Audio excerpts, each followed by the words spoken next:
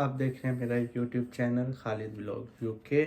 आज की वीडियो बहुत ज़्यादा इन्फॉर्मेटिव होने वाली है क्योंकि मेरे साथ हैं इमिग्रेशन लॉयर जो कि इंडिया में 10 साल से इमिग्रेशन पर काम कर रहे हैं और अब यूके में आए हैं सॉलिसिटर के लिए।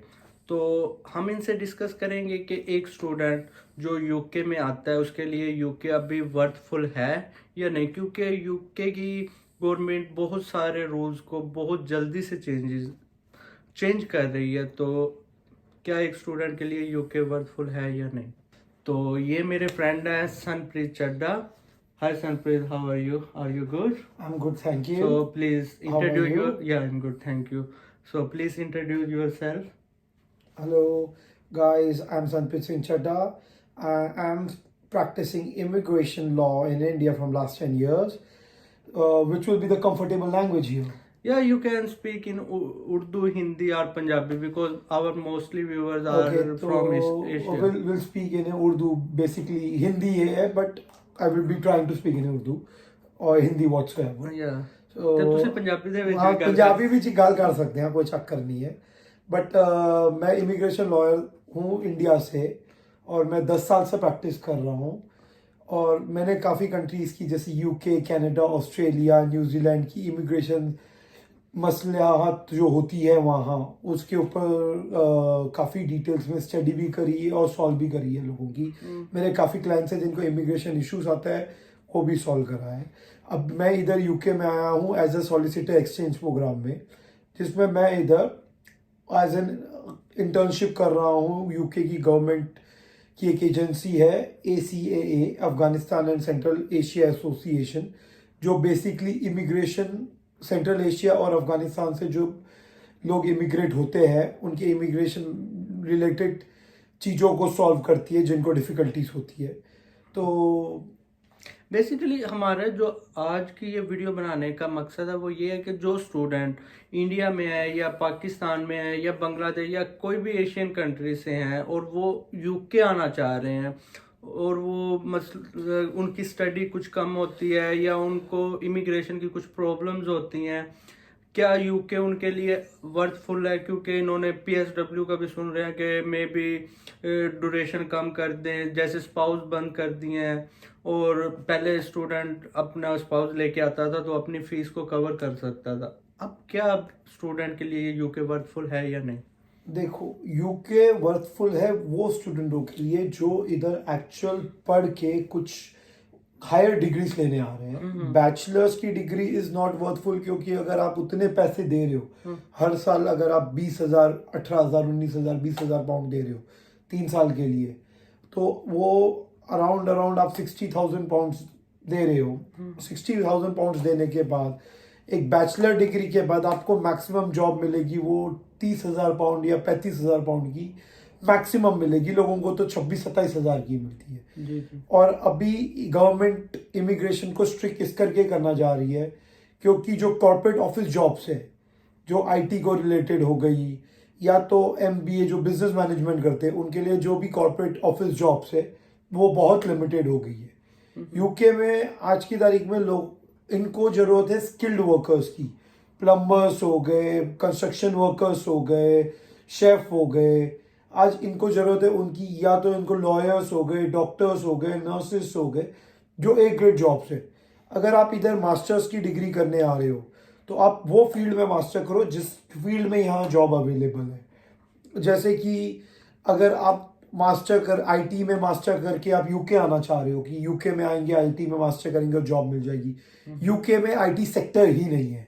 ब्रेक्सिट के बाद ज़्यादातर IT सेक्टर्स जो है वो यूरोप शिफ्ट हो गया, कनाडा शिफ्ट हो गया या तो अमेरिका शिफ्ट हो गया। तो आज की तारीख में अगर स्टूडेंट प्रॉपर अपना सिलेबस लेके आता है फॉर द हायर एजुकेशन और वो चीज़ को पढ़ के उसमें आगे काम करना चाहते हैं तो उनके लिए वो फिजिबल है।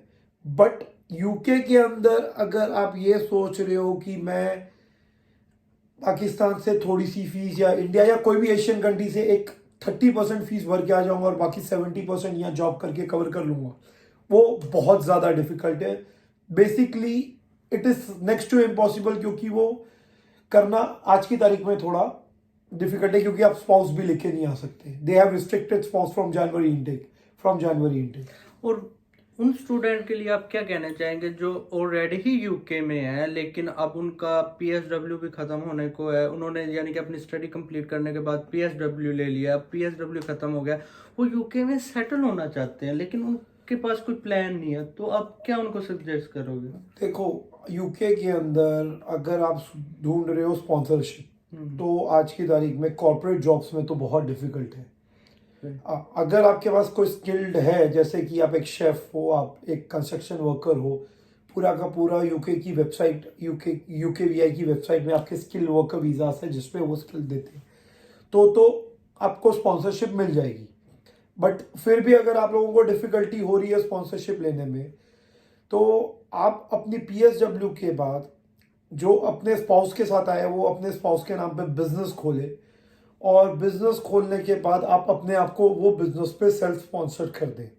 आज की तारीख में यूके में 15 to 20,000 पाउंड्स के अंदर अच्छा खासा बिजनेस खुल जाता है, जो कि टेक अवेज हो गए, ग्रोसरी स्टोर्स हो गए, छोटे ऑफ लाइसेंसेस हो गए, और उसमें आप अपने आप को कर सकते हो सेल्फ स्पॉन्सर, जो आज की तारीख में that is the easiest way to get it, क्योंकि स्पॉन्सर मिलना अभी की तारीख में थोड़ा डिफिकल्ट हुआ पड़ा है।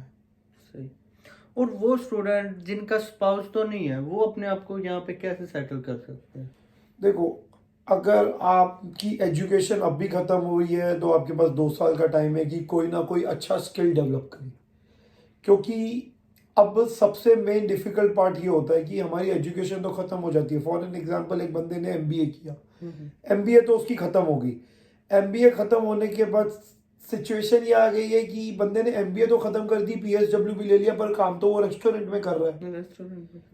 या तो कोई रेस्टोरेंट में नहीं कर रहा, तो या तो कोई ग्रोसरी स्टोर में कर रहा है, जैसे सेंसबेरी हो गया, टेस्को हो गया, हाँ वो अमेजोन हो गया, इधर कर रहा है। तो उससे तो उसकी कोई स्किल नहीं डेवलप होनी। अब स्किल डेवलप नहीं होगी तो उसको जॉब नहीं मिलेगी, क्योंकि ऐसे ही कॉर्पोरेट जॉब्स नहीं है। और ये तो अच्छी बात है कि जो पुराना स्टडी कर रहा है, जो पहले आया हुआ बंदा इधर स्टडी कर रहा है, उसको न्यू एंट्रेंस स्कीम के अंदर 27,000 पाउंड की वाली जॉब में भी एलिजिबल है। मतलब उसको 38,000 पाउंड वाली जॉब के लिए स्पॉन्सरशिप नहीं लेनी पड़ेगी, वो 27,000 में भी एलिजिबल है। बट बेटर ये है कि वो 2 साल के टाइम में कोई स्किल डेवलप करे और वो स्किल के रिलेटेड स्पॉन्सरशिप मिले। और कुछ स्टूडेंट का क्वेश्चन है कि वो आए तो जनवरी इनटेक में थे और कुछ सितंबर इनटेक में आए थे, लेकिन वो अपने स्पाउस को नहीं लेके आए। क्या वो अब अपने स्पाउस को बुला सकते हैं, या पाकिस्तान या इंडिया जाके अगर वो शादी करते हैं और फिर अपना स्पाउस को बुलाना चाहे तो क्या वो बुला सकते हैं? देखो, जो सितंबर इनटेक में आए थे, जो लास्ट सितंबर इनटेक में आए थे, वो अपना स्पाउस बुला सकते हैं। और उनके जो लास्ट जनवरी, ये जनवरी इनटेक नहीं, जो 2023 में जनवरी और सितंबर इनटेक में आए हैं, वो शादी करके अपना स्पाउस लेके आ सकते हैं, अगर वो जेन्युइन मैरिज है। अगर वो अभी पीएसडब्ल्यू अप्लाई कर देते हैं, पीएसडब्ल्यू के बाद अगर अपना स्पाउस बुलाना चाहे तो बुला सकते हैं, बुला सकते हैं। तो गाइज, ये थी हमारी आज की वीडियो। आई होप आपको पसंद आई होगी। आपका कोई भी क्वेश्चन हो मेरे रिलेटेड या सनप्रीत चड्ढा के रिलेटेड, तो आप कमेंट सेक्शन में या मेरे इंस्टा पे ज़रूर पूछिएगा। हम बहुत जल्द आपको रिप्लाई देंगे। हमारे चैनल को सब्सक्राइब कीजिएगा और लाइक कीजिएगा और अपना ख्याल रखिएगा। अल्लाह हाफिज़।